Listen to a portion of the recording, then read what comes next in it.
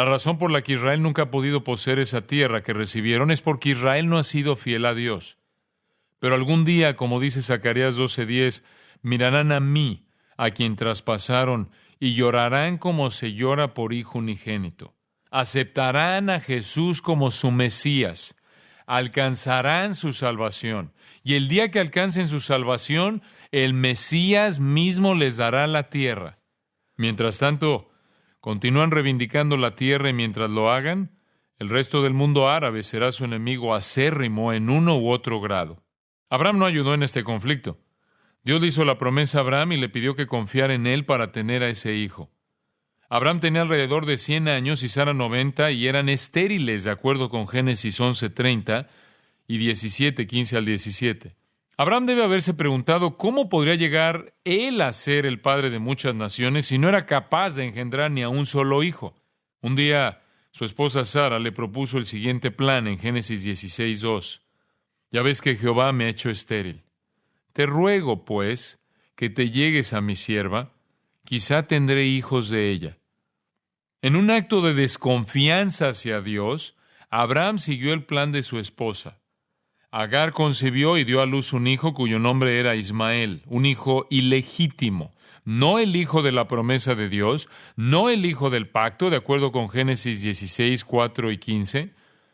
Dios dijo en Génesis 17, 20 y 21, haré de él, esto es de Ismael, una gran nación, mas yo estableceré mi pacto con Isaac, el que Sara te dará luz por este tiempo el año que viene. Tuvo a Isaac y por medio de él surgió el pueblo judío. Pero por medio de Ismael surgieron más enemigos. 12 tribus nómadas que vivían en el norte de Arabia, de acuerdo con Génesis 25, 13 al 16. Y para empeorar las cosas, Génesis 27, 30 al 40, nos dice que Esaú, hijo de Isaac, fue rechazado por su padre. De Esaú nacieron más pueblos que no estaban incluidos en la promesa, surgiendo así más enemigos. El Oriente Medio está lleno de descendientes de todos esos pueblos que disputan el derecho declarado de Israel a la promesa abrámica. Dios quería que Israel eliminara esos pueblos perversos, idólatras y adúlteros. Quería que Israel lo hiciera cuando lo sacó de Egipto, después de haber estado 400 años en cautiverio, como lo vemos en Éxodo 23, 23 al 33 y Hechos 7, 6. Dios levantó a Moisés para que los sacara. Los llevó al desierto, pero el pueblo fue incrédulo. Y de acuerdo con 1 Corintios 10, 10, 11, toda aquella generación murió en el desierto porque cometió idolatría. Cuando surgió una nueva generación, Dios los llevó a la tierra prometida, la tierra de Canaán. Como parte de la promesa, tenían que destruir a los habitantes idólatras de la tierra, como lo vemos en Josué 1, 1 al 9. Ya Dios había demostrado en la historia que Él destruiría a los impíos. Como lo mostró en Génesis capítulo 6, ahogó al mundo entero en el diluvio. Ahora Israel y no el agua sería el arma de Dios para librar a la tierra de la idolatría. Sí triunfaron sobre Egipto. Todo el ejército egipcio se ahogó y las grandes plagas que sobrevinieron a Egipto causaron enormes cantidades de muertes, como lo vemos en Éxodo capítulo 7 al 11. Deuteronomio 3 muestra que conquistaron las tribus de la parte alta del Jordán, y estaban listos para entrar en la tierra de Canaán y conquistar. En cambio, fueron a la tierra de Canaán y fueron derrotados. Fueron derrotados en un lugar llamado Ai porque había pecado en el campamento, como lo muestra Josué capítulo 7. Nunca hicieron lo que el Señor les dijo que hicieran. Nunca se convirtieron en la espada de Jehová. Por tanto, allí estaban en medio del conflicto, amenazados constantemente por los vecinos que los rodeaban. Sin embargo, debe haber una advertencia. El pacto de Dios con Israel no ha sido roto y sigue siendo verdad que la nación que bendice a Israel es bendecida y la nación que maldice a Israel es maldecida, como lo dijo Dios en Génesis 12:3. Cualquier nación que amenace la existencia de Israel caerá bajo el juicio de Dios. Esto se repite en las Escrituras en Salmos 121, 125 y 129 y en Isaías 43. Por ende, la razón histórica de los actos terroristas está clara. El conflicto se remonta a las tensiones entre el pueblo árabe y los descendientes de Abraham. 250 millones de ellos rodean a 5 millones de judíos. Los judíos creen que es su derecho divino poseer la tierra, pero no pueden tomarla porque Dios no les da la tierra a menos que se alejen del pecado y abracen al Mesías. Todo el mundo está en contra de Israel en el Oriente Medio, hasta Satanás. Si ustedes lo cuestionan, lean Apocalipsis 12, donde verán una descripción de Satanás tratando de destruir Israel.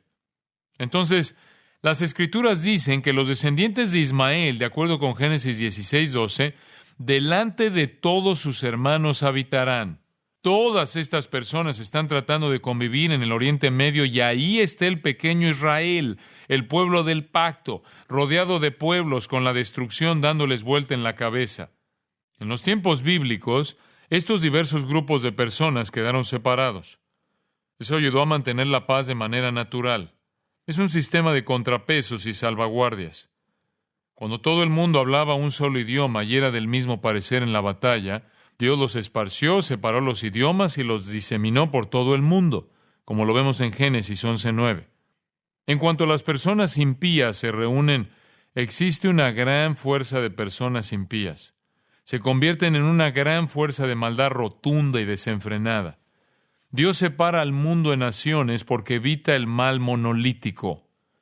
Es difícil saber cuántos países árabes se encuentran en el Oriente Medio porque las fronteras han desaparecido y las identidades nacionales han sido borradas por un gran poder que es la religión musulmana en la que esa región del mundo está sumida.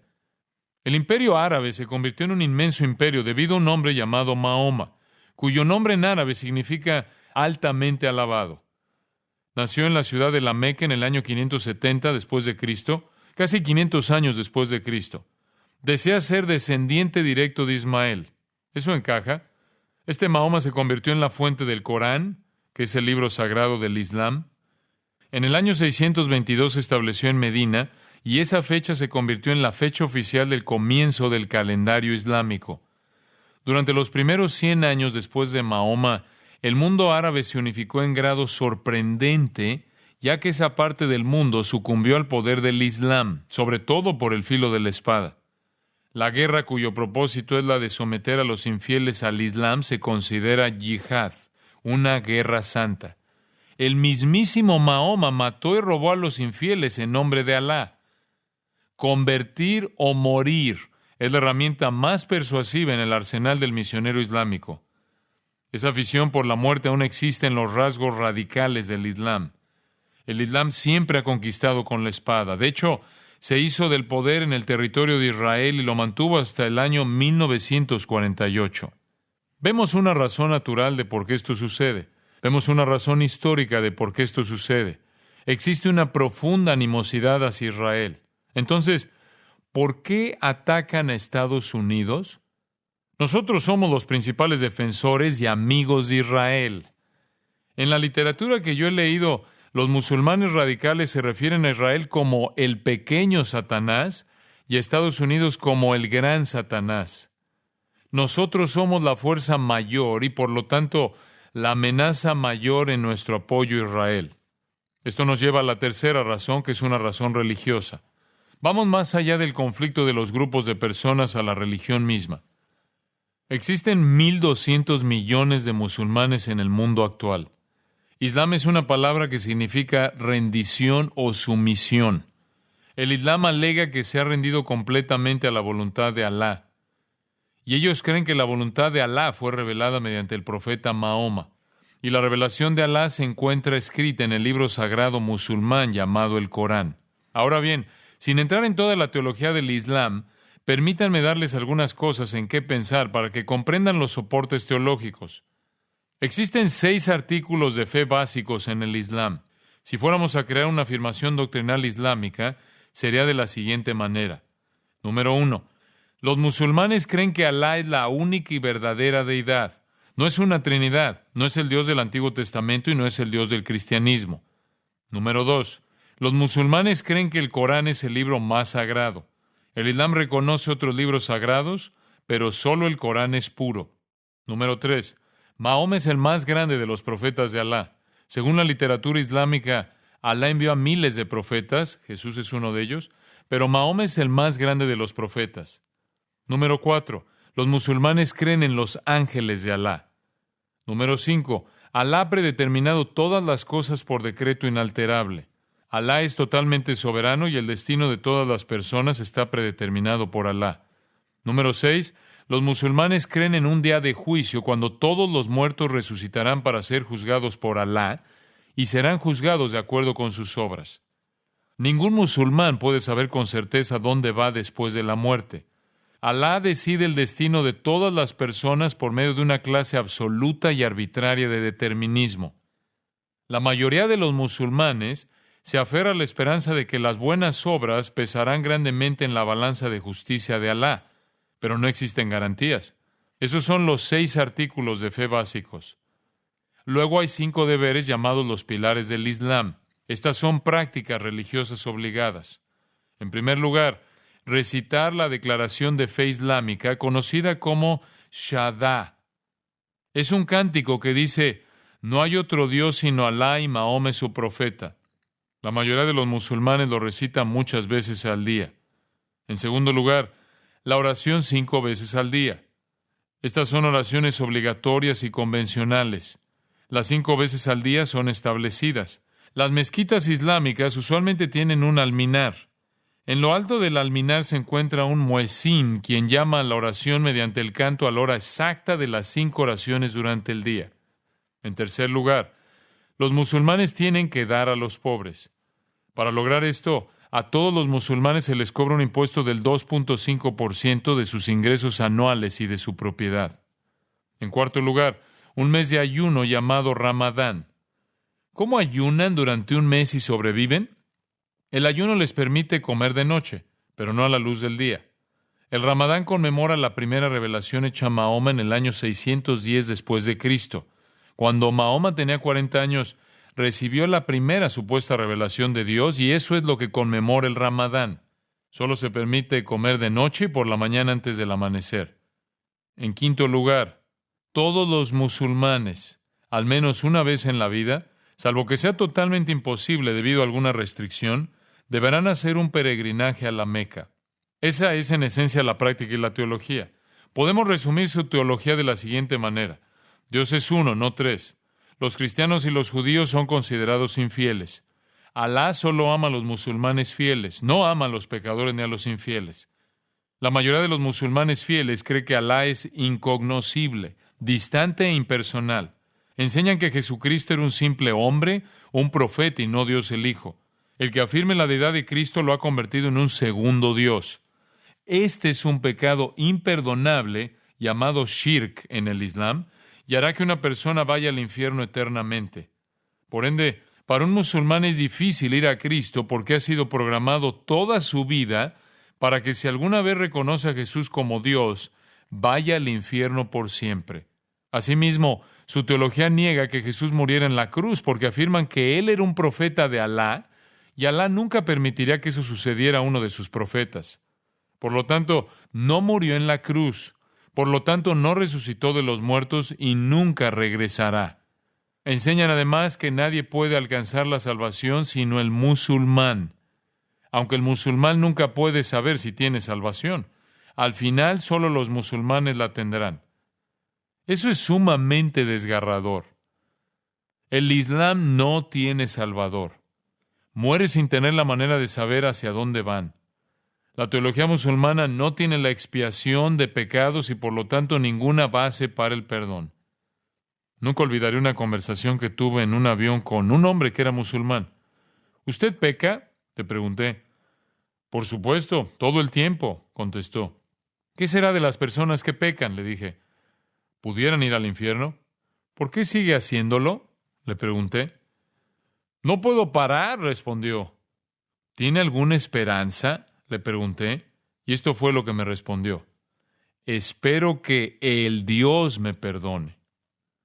¿Por qué haría eso?, dije. No sé, me dijo. Ni expiación, ni base del perdón, ni Salvador. Nosotros tenemos un gran mensaje para ellos. Hay un Salvador. ¿De dónde vino esta doctrina? Viene directamente del infierno. Esta es una de las doctrinas del demonio. Mahoma se crió en la Meca. Era miembro de la tribu llamada Qarish. La región en la Meca en la época de Mahoma era idólatra.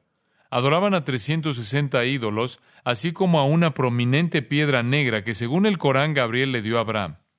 De acuerdo con la tradición islámica, cuando Mahoma era niño, el arcángel Gabriel lo visitó y le abrió el pecho, le sacó el corazón, lo limpió y lo volvió a colocar en su lugar.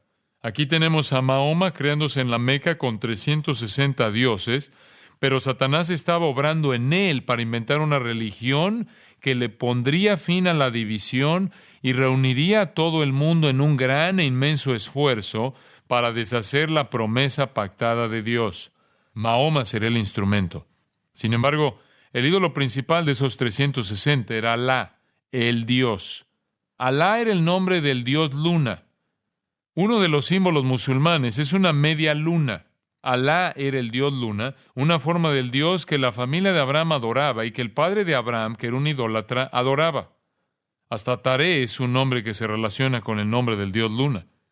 Lo que hizo Mahoma bajo la influencia de los poderes de las tinieblas fue lo siguiente. Tomó elementos de varias formas de adoración de ídolos y los estructuró en una forma de religión, haciendo un solo cambio. Exigió que hubiera un solo Dios, Alá, el dios luna. ¿De dónde obtuvo esta información? En el año 610 después de Cristo, comenzó a recibir revelaciones alarmantes acompañadas de ataques violentos. No estaba seguro de si las visiones eran divinas o si eran demoníacas. Pero su esposa le dijo que se rindiera a las revelaciones porque estaba convencida de que eran de Gabriel. Luego, durante 22 años, desde el año 610 hasta su muerte en el 632 después de Cristo, siguió teniendo esas revelaciones del Espíritu que lo controlaba. Al principio se recopilaron, memorizaron y transmitieron oralmente. Después sus seguidores las escribieron de memoria, formando así el Corán. Más adelante, el Corán se amplió con el Hadith, que son otras enseñanzas y tradiciones. Mahoma construyó todo este sistema religioso sobre la base de aquellas revelaciones demoníacas, adaptando y fusionando diversas formas y características de la adoración de ídolos que siempre había existido en la Meca, con un nuevo elemento, es decir, el dios luna. Alá era el único Dios verdadero y todos los demás no lo eran. Estaba prohibido adorar a otros dioses. Satanás es feliz de ser tanto politeísta como monoteísta, siempre que sea el Dios equivocado. El Islam es hedonismo monoteísta. Ahora quisiera hacer un comentario al margen. Ustedes deben haber oído hablar del movimiento musulmán negro norteamericano y ustedes se preguntarán cómo puede encajar eso. El verdadero musulmán les dirá que eso no es verdadero Islam. ¿Qué es el movimiento musulmán negro norteamericano fundado por Elijah Muhammad? Es un híbrido extraño. Elijah Muhammad se tropezó con las enseñanzas de una persona llamada Wallace Fard y tomó sus raras enseñanzas y las mezcló con las enseñanzas de la Sociedad Torre del Vigía de los Testigos de Jehová. Creó un híbrido llamado la fe musulmana negra. Aquí lo llaman la nación negra de Islam. Eso no es Islam verdadero. Elijah Muhammad dijo que Wallace Fard era Alá y que Louis Farrakhan, que es el líder del movimiento, es el cumplimiento de Isaías 9:6, el Dios fuerte, Padre eterno y Príncipe de paz. Esto es al Islam lo que la secta de los Testigos de Jehová es al cristianismo. Nuestro propósito es el de analizar el verdadero e histórico Islam.